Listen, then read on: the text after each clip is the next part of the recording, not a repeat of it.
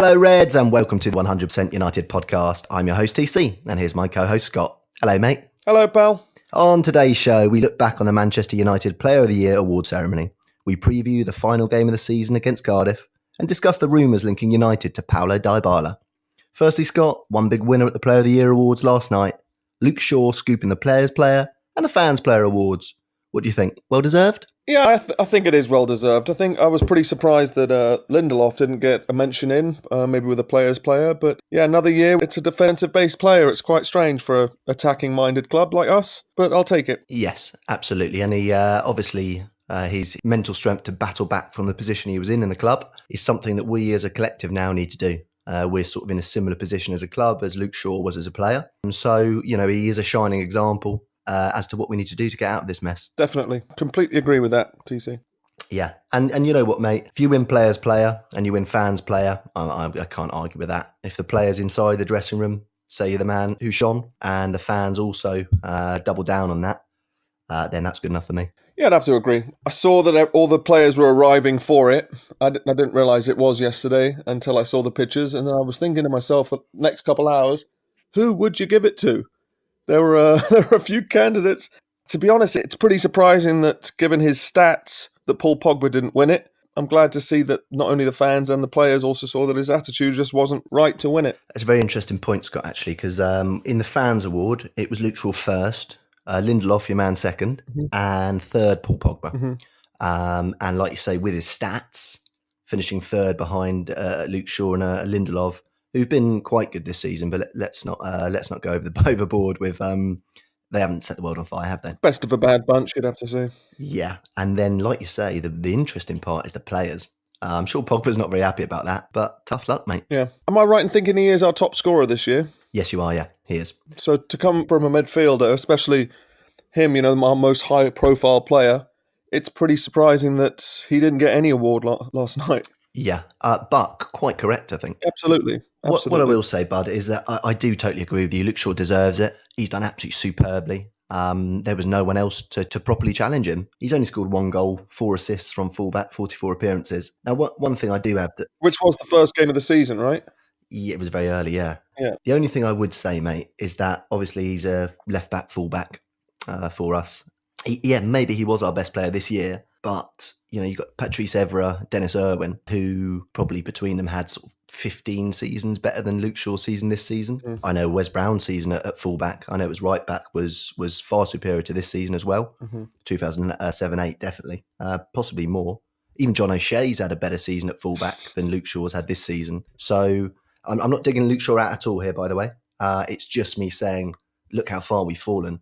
I mean, Luke Shaw should really, with that performance from fullback, he should be sort of 8th on the list for the United standards, really. No, I agree with you. And if you think of how you felt after seeing the previous winners, you know, De Gea's won it, 6 out of 7 years, and Ander Herrera won it in the middle. And as soon as they were awarded those, you think absolutely bang on, there was no one else to win it. Previous one before that, Robin Van Persie. Absolutely, 100%.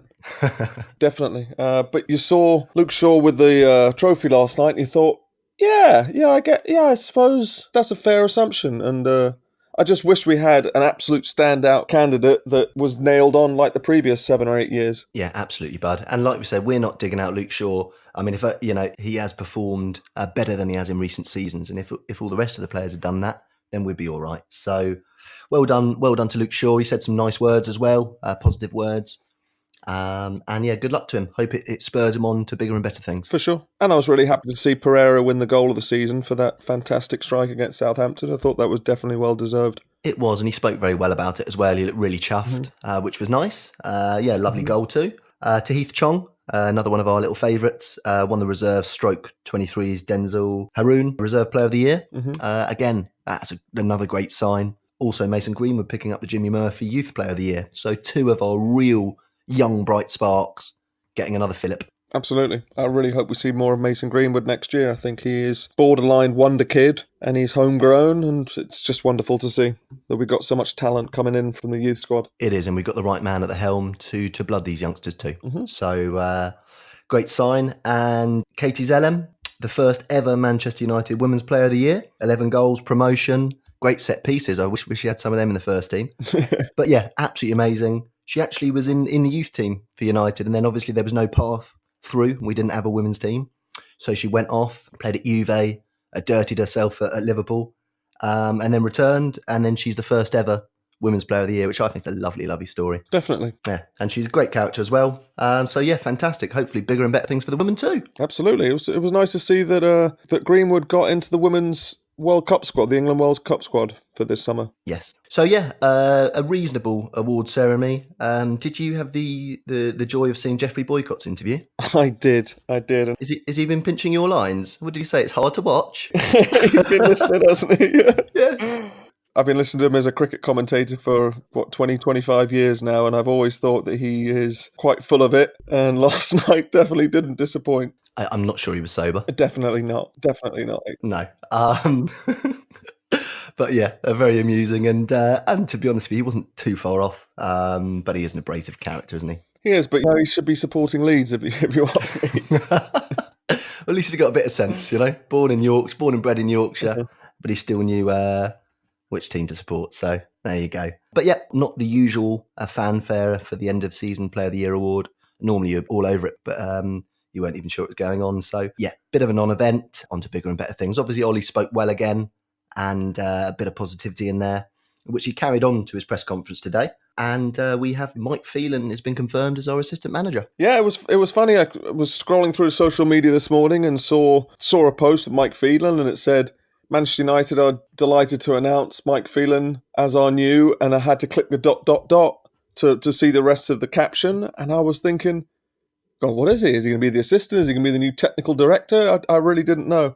If anything, I wish he would have been appointed in that position a few weeks ago. Maybe he was being touted as the sporting director or the technical director, whatever you want to call it. Didn't impress Woodward enough for that role. So I was pretty surprised to see it was only the assistant manager, but I'm happy to see it all the same. Yes, I'm delighted.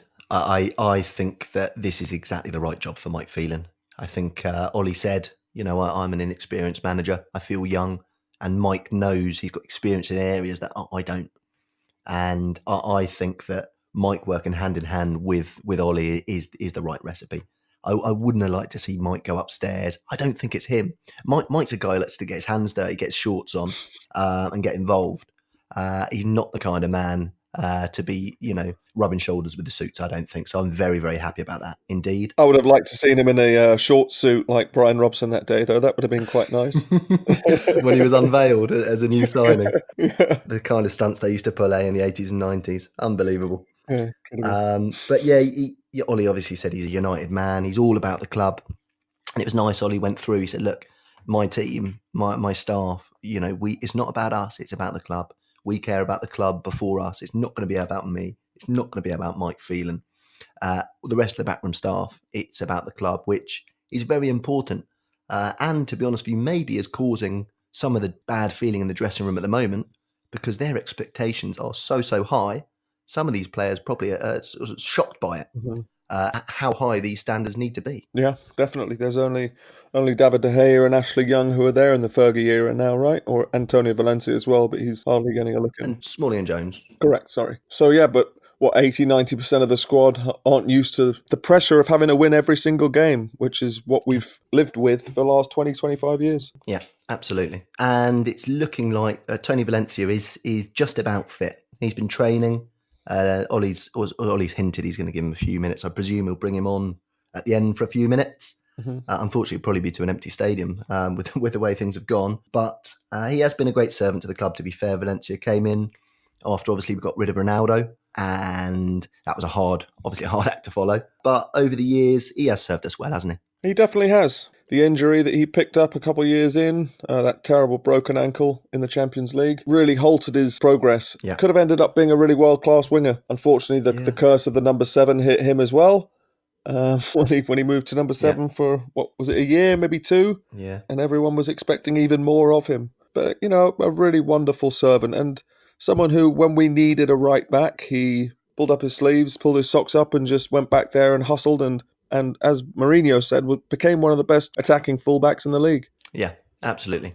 Absolutely. And he had that goal at Blackburn that it ended up, we didn't win the league that year, did he? But it looked like he had won us the league that year as well, but back in that year I won't mention. Yeah. But yeah, Great. And let's not forget that year we did win the league, that Rooney scored 35 goals. I think he had 18, 20 assists that year. What, 10, 11? Yeah. Yeah. Was it? Yeah, when we had the red shirt with the black chevron on it. Oh, yeah. Rooney was And on Rooney was fire. just smashing them in. He was smashing them in from all angles. It was like Mark II, wasn't it? Yeah, Yeah, it really was. Yeah, it was. So yeah, that's a positive thing for Valencia. Unfortunately, I was looking at Ollie when he was talking about Ander Herrera. He said he may play, but his body language is giving away all kinds of signals. He said it looks like Herrera will make an announcement about his own future in the coming days. I think he's gone, mate. I do too. Yeah. I do too. I think he's been gone for a few weeks now. Yeah, me too. There was a game where he was fit and McTominay played it over him. Yep. And that to me was was Ollie knowing himself and not wanting to play someone who wasn't fully committed to the club, as I said a few months ago. Yeah, Ollie was all bright-eyed in the press conference. Lovely bit of positivity, you know, I love it. But yeah, when he was talking about Herrera, his body language changed. His eyes were looking down. I think Herrera's is gone, which is a shame. He understands the club. It looks like we're going to have a blooming Spanish exodus, really. But we will wait and see with that one. We don't know. For sure. In terms of people coming back from injury, we got Jesse Lingard back. There's still doubts over Lukaku, Alexis and Anthony Martial. I mean, they say there's doubts. Alexis and Martial, you know, they might be just being left out for all we know. And then you've got Bailly is definitely out. He says he's going to start one or two kids. Who would you like to see start up there? I think after last game that Tahith Chong deserves a place at right wing. I think he brought a lot of impetus to our attack and brought a lot of speed, and it was something that we've been lacking definitely in the last few weeks. Is a bit of attacking urgency. I'm really happy to see Jesse Lingard back. I think he brings a lot more to our team than we actually give him credit for. He's fantastic off the ball. He gets the club as well as we do. Yeah, and he's always looking to link up with people, isn't he? So he brings stuff, different dynamics out of different players, which I like. He sort of energizes the team. So yeah, he is. Yeah, and does a lot of the dirty work off the ball, you know? He does. Ollie sort of had a bit of a sympathetic tone towards the players. He said, look, I came in, we were miles off top four. The players obviously reacted fantastically. It was amazing. It was great to work with them, great to see the positivity. But then when it dropped off, Ollie said, obviously, you know, it hurt him. But he's experienced, he's been in football years. So he's sort of, is almost a father figure to these players and sort of a more sympathetic tone towards them. He said it would have been miraculous to get fourth. He did also say it'd be miraculous to fight for the title next season, which wasn't the greatest soundbite. But if you watch the whole presser, it's not as bad as it sounds like in headline. No, it's a pretty fair assessment. Remember, we are 24, 25 points off the top of the league, and that would be miraculous to catch that up within one season. Yeah. I think that he's gained a lot of experience from this blip of form that we've had the last couple of months. And if next year we do have a result as miraculous as that one night in Paris back in March, that we won't get too high and the euphoria won't ruin our progress for the following couple of months. Exactly, mate. And you know I believe in miracles, so I'll have my fingers crossed all summer anyway. He did say that there's going to be lots of business in the summer. He wants to get it done soon. And he also said that he knows the fans really, really need people that get them off their seats, that excite them. And so we're looking for players like that, which is a nice little sign as well. For sure. And Ollie brings with him this whole new style of play that the players maybe weren't quite ready for when he came in December. I think pre-season is going to be really, really important. Yeah. I remember I was back in March remember the home game against Liverpool, and we had 3 hamstring injuries within the first 30 minutes, that it was a result of the heavy press and the really high tempo football that Ollie wanted to bring to the table.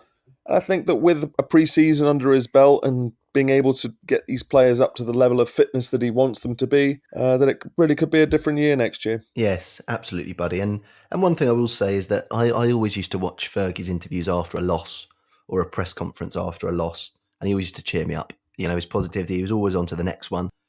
He always seemed to sort of have our fans' backs. And I must say, watching Ollie today, it did the same thing. It did put a spring in my step.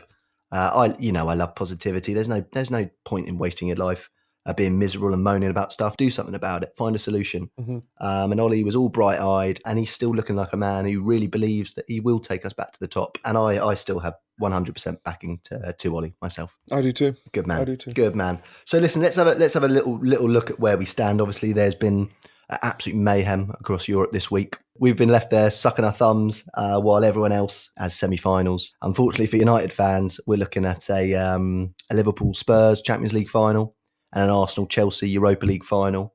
And obviously City and Liverpool are going for the league this Sunday. And we're left with our season over, which is pretty sad, mate, isn't it? It is. And it's just surprising, to be honest, because if you would have said at the end of last year when City won the league by 20 points and we came second, if you would have said that next year there's going to be an all-English Champions League final and an all-English Europa League final, you'd have thought at least one of us would have been in there, right? If not both. Yeah. And it just shows how strong the English game is and how much all this TV money has really done to improve a lot of squads and how difficult it actually is. And that coming fourth was a real coup for us this year, and coming second maybe was Mourinho's best achievement last year. Yeah. Yes, mate. And you know what, though?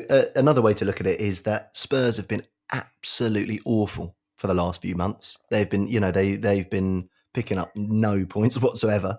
But they put City out in the Champions League. They've come back against Ajax with one of the greatest comebacks in Champions League history. Mm-hmm. But they've been playing awful. Harry Kane's injured. So it just goes to show, if you keep a bit of belief. Do you not think that they're just been mentally prioritising the Champions League over the league? Yeah. And maybe they're not putting in these full shifts in the league and it just shows, right? That's a fair point, mate. But I guess my point is more to the thing of where people say, that team's not good enough to win the Champions League. Well, you look at Spurs, they're not good enough in inverted commas to win the Champions League, but they might do. Mm-hmm. So, every year we write Ajax, everyone would have said they're not good enough to win the Champions League, but they got to the semis as well. So I kind of think it's a cause for hope as well as being obviously not very palatable for us United fans. Definitely. Knockout competitions are much different to the consistency of trying to win the league or getting high places in the league. And some teams just have it and some teams don't. Don't forget when Liverpool won it in 2005, I think they came 6th or 7th in the league that year. Yeah.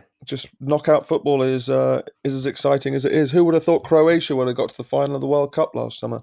Exactly, mate. And that's why I always go for the positive side because I know there's always a chance. There's always a chance. As long as you're in a competition. Obviously, if Arsenal win the Europa League, we'll be looking at 5 Champions League teams and us being the only big team in the Europa League next season playing on a Thursday night. So I might be leaning towards Chelsea for that one. Yeah, I would have to agree with you, mate. Yeah, and the nice thing about Chelsea is obviously Hazard, after the game, wouldn't commit his future. And also Chelsea have a transfer ban for the next 2 windows. So Chelsea won't be signing anyone this summer. No matter. Well, they are getting Pulisic in, don't forget, from Dortmund. Yes, they are. Mm-hmm. Yes, they are. Absolutely. So it looks like Hazard out, Pulisic in, which is a big downgrade in my opinion. Yeah, I think Hazard on his day is the best player in the Premier League, if you ask me. On his day, yeah, but his consistency is the problem, isn't it? So, yeah, mate, I mean, unfortunately, it's sad to look at, Liverpool and Spurs and say that's the kind of mentality we should be showing. We made the blueprint for being the comeback kings, for the never say die attitude. To have a team like Spurs, especially, popping up and showing us how it's done, it really should be a wake-up call for us, I think. Yeah, every situation's different. I was really impressed with how they just didn't stop fighting, and without their best player, you can't fault them, and they really did deserve to go through that night. Yes, they did. And Lucas Moura banging in a hat-trick went one better than he did at Old Trafford. Yeah. Yeah, and another player we could have got. Yeah. Europe is littered with players who we could have got, and who knows how accurate all of these stories can be. I'm sure that this summer as Ollie said last week, we've already been linked to 250 players. And this summer we're going to got our work cut out for us to be able to give our listeners at least proper news. Yeah, well, Ollie said that he's read some stories of him being linked to some players, and he says I've hardly seen them play, some of them. So, but one rumour that is getting louder and louder is Paulo Dybala, the Argentine international, obviously. 25 years old, 86 million quid release clause, apparently agreed in principle. What do you think? Would you press the button on that one? I would snap him up every day of the week, mate. Yeah? He's a world-class talent, someone who could improve our squad greatly. Yeah, can play on the right, explosive. Absolutely, can play in the middle, can play on the left, can just have a complete free role as well. Can take a set piece. Yep. Bit of an upgrade on Ashley Young. Yeah. Yes, so that's a rumour that I certainly like the look of. One thing I'll say, he is very good friends with Paul Pogba. So I don't know whether this is a signal that Ole is going to build the team around Pogba.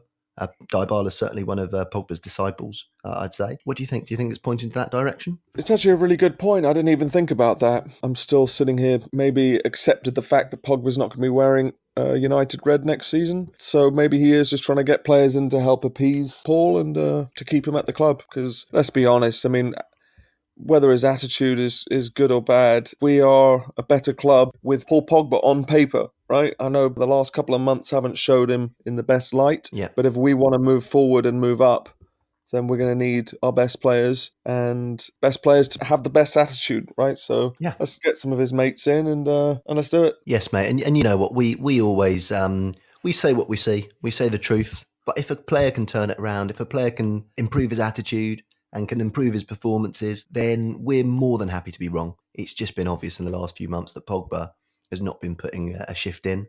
And look, if we can make a fertile ground on which he can flourish, then blimmin' hell, why not? Yeah, as I say, he's on paper probably our best outfield player, right? Yeah. At the other end of the scale, obviously, we were very strongly linked today to Daniel James, 21-year-old Welsh international, couple of caps, 33 appearances this year for Swansea, 4 goals, 7 assists. Sky said we've basically done the deal for £15 million. It's since been quashed, and it's apparently nowhere near close. He's absolutely rapid, Daniel James. So that'd be sort of a younger option. And at the other end of the scale, you've got Gareth Bale. It looks like he's been frozen out of Madrid. Looks like there's no takers, and he's going to be offered on loan too. What do you think, pal? Should we be going for a young, dynamic Welshman or an old, getting less dynamic by the week Welshman? Whatever keeps you happy, DC. Is Daniel James going to be good enough for you? I know you've been screaming for Bale for the last 5 years. I'll be honest with you, pal. I would sway towards Paulo Dybala and Bale personally. Mm-hmm. I think you've got your Chongies, you've got your Greenwoods, and we've obviously got young, dynamic players as well. I'd like Dybala, 25 years old, full international. He would be expected to come in and produce straight away. Gareth Bale come in expected to produce straight away. Daniel James, obviously, there's going to be a sort of settling in period. If we got him, I'd expect us to sign someone else more experienced too, I think. Yeah, I would probably have to agree with you there. If anything, I just worry that the signing of someone like Daniel James could hinder the progress of Tahith Chong. Yeah. If anything, I'd maybe prefer to see Chong in the first team next year. Yeah. Than bring in someone who's the same position, same age, same level, if you will. Yeah. But the couple of videos I have seen of Daniel James, he is incredibly quick. Yeah. And has a pretty level head about him. Yeah, exactly. And Ollie knows the traditions, and it is something I have been thinking about in terms of sort of wingers. We've had such good wingers throughout the years. Since we've been old enough to understand what United are all about, we've always had amazing wingers. When we were first watching United, what was it? Giggsy, Kanchelskis, and Sharp was the stable. Mm-hmm. Yep. Beckham, Giggs, Blomqvist. We've Ronaldo. Well, exactly, yeah. Even in those years, we had Ananani putting out really good stats as well, although he was obviously overshadowed by Ronnie, and we still had Giggsy playing. So we've always had a really, really good stable of wingers ever since we've known. Mm-hmm. And actually, it's one area of the squad now. You look and you say, do we have any wingers? Yeah, not really, right? Certainly the last couple of high-profile wingers that we brought in with Angel Di Maria and Alexis Sanchez haven't been... And Memphis Depay. And Memphis, yeah. Yeah. Really haven't been what we signed up for. No, not at all. But, looking through our squad now, you really couldn't say, Martial plays wide, Rashford plays wide, Mata plays wide, Lingard plays wide. I wouldn't describe any of them as a proper winger, proper United winger. No, definitely not. That's a really good point. And obviously Ollie, who's been with us in the times that we did have fantastic wingers, he's trying to rectify that situation. Exactly, and as a centre forward, the last thing you want to be doing is playing without a winger, right, Ollie? Absolutely. I mean, we just got to try and play the United way of having a great back line, some fast wingers, get 20, 40 crosses in like Moisey used to like to do anyway. Yes. Not quite that many, mate, please. Not quite that many, no. Okay. Yeah, but yeah, so obviously wing play, but yeah, you touched on there, solid at the back. We do need to sort that out too. We've been leaking goals like it's going out of fashion, and there's no great team who's been successful year after year with a dodgy defence. It just doesn't happen. Maybe Barcelona, No. but they don't concede any goals because they've got the ball all the time. But in general, it's a recipe for disaster not having a strong defence, so I still expect him to dip into the market at the back. Do you? I do. I do, and especially now we don't have the same confidence in De Gea to keep these clean sheets. We're going to need a much stronger back line. Yeah, and Edwin van der Sar said that De Ligt's looking like he's playing his last games for Ajax, and that he'll go to a big team in England or Spain. Do you fancy a chance of getting him, or do you think we're going to miss it? I don't. I think he's one of those players you'd put under the umbrella of want to play Champions League football. If anything, our failure to qualify for the Champions League has ruined our chances of getting a player on that level. Yes, I have to say, mate, I'm a little bit petrified that he's going to sign for Liverpool and be partnered with Van Dijk, because that would be an ongoing nightmare, in my opinion. Yeah, I would hope he'd follow his mate De Jong and go to Barcelona and not have to worry us. Me too, mate. Me too. But yes, obviously, we're hoping that he doesn't go to Liverpool, because that would be a very strong back line. Definitely would. But to be honest, let's look at us before we start looking at where other players are going to go. Yeah. I really think we have to strengthen central midfield. If Herrera is really going to go, I think we really need to get a couple of bodies in there too. Yes, mate. So it's just basically fullback and striker. We haven't said we need to strengthen, and we could do with a couple of them too, couldn't we? Pretty much. We definitely could. I think it also depends on who's going to leave, right? Like if Lukaku, if Sanchez are going to leave, then we are going to definitely need to replace them. Well, look on the bright side, buddy. You love a transfer rumour. You love a blooming summer. And it's going to be absolute mayhem at United. We're going to have rumours coming out of all angles. Oh, they already are, aren't they? We're going to have players leaving, players coming in. It's going to be silly season, and you're going to be absolutely loving it, pal. I don't know if loving it is the right word. I get anxiety coming out of my ears with these transfer stories, and I think that Pogba saga that dragged on for 2 months, it just ruined my entire summer. I know it did, mate. You were popping the champagne open when he wore his red trainers in a post on Instagram, and then the next day he was all in white in front of a white car, and you were on suicide watch. You. You're one to talk. How many times? I think it was 4 or 5 times a day we were talking. Oh, did you see this? Oh, did you see that? Like a pair of teenage girls, weren't we? Unbelievable. Yeah. But yeah, it's a bit of fun in the summer anyway. You know, the pressure of the week to week. As a fan, obviously, your emotions go up and down. But with transfer seasons, it's a bit of fun. So we'll be banging out our usual couple of shows a week, keeping you up to date with all the transfer rumours and going deep on all the gossip and whatnot. And it doesn't look like we're going to have long before our first game, right? We've got our tour coming up, and then we've also got Europa League qualification. Yeah, we might be qualifying in July. Unbelievable. Yeah.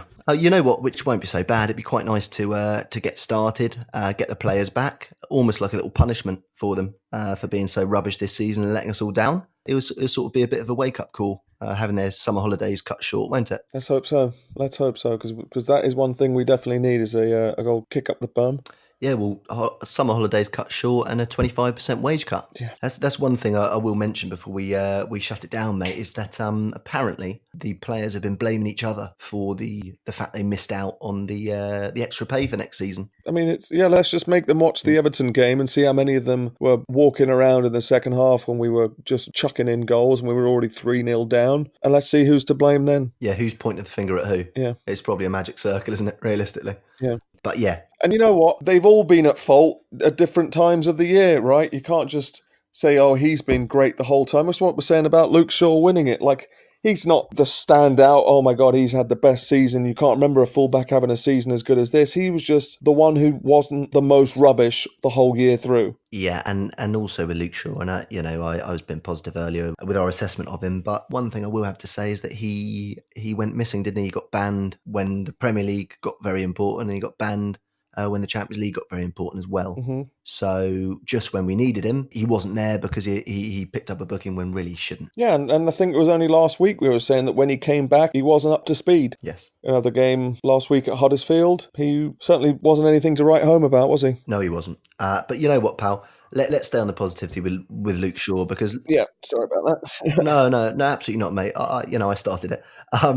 But the truth is like I say, he has had his downs. We know he's had times when he really has been on the brink of being out of this club. Mm-hmm. And like I say, as a club now, we need to pick ourselves off the floor, just like Luke Shaw did.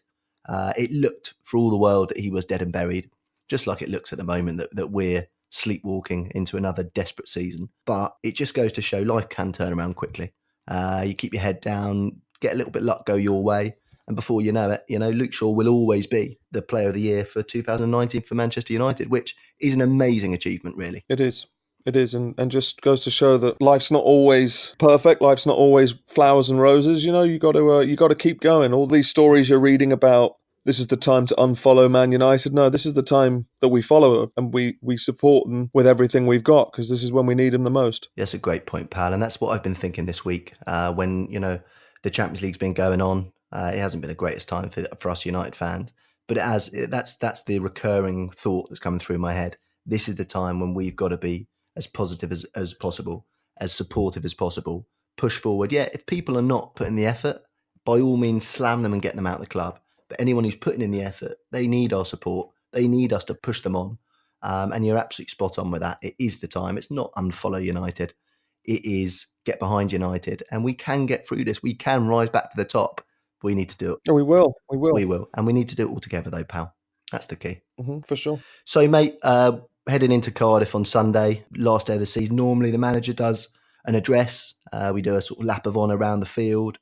I can't imagine there's going to be any fans left in the stadium, mate. The only thing is that because it's Ole, we might stay as a mark of respect to him. But the players, they do deserve a load of red seats on Sunday, really. It depends who's playing. I really hope that he does breed some lads in there, and we can see more of the youth squad and see if they deserve a place. To be honest, I wouldn't head for the exits at 88 minutes or 82 minutes, what everyone wants to do, whatever it is, because as But you learnt your lesson back in the '99 FA Cup semi-final. Oh, don't you start, mate. We're already digging up enough. No, but I as we just said, I would follow our team to the absolute brink and beyond. Yeah. I'm not gonna be a part of all this unfollow United. I'm gonna follow us. And my old man used to say you got to experience the lows to be able to appreciate the highs. And we're just going through a low at the moment, and everything's going to turn around, and the success is going to feel twice as good after all this now. Yes, mate. And you know what, your old man took the words right out of my mouth. That's exactly what I was going to say. I was going to say, look, when we do get back to the top, it's going to feel absolutely amazing because we've had these low years. All we ever knew, we had a little bit of a taster of United being not at the top at the start of our lives, obviously. But for the big portion of our lives, a good 20-year run, we've been right on top. So for us to feel what it's like to be a normal club for a few years is going to make it that much better when we do get back to the top. And I've got full faith that we will. We just need to stop bickering with each other, pull together, and all go in the right direction, pal. Completely agree, pal. Big time, mate. So, Reds, we're looking forward to Sunday, end of the season, get it wrapped up, get into silly season, get into the transfer season, clean slate, on to next season, on to bigger and better things. Thanks a lot, Scott, again for joining me. Thank you, TC. We'll see you on Monday, Reds. Cheerio. Ta-ra.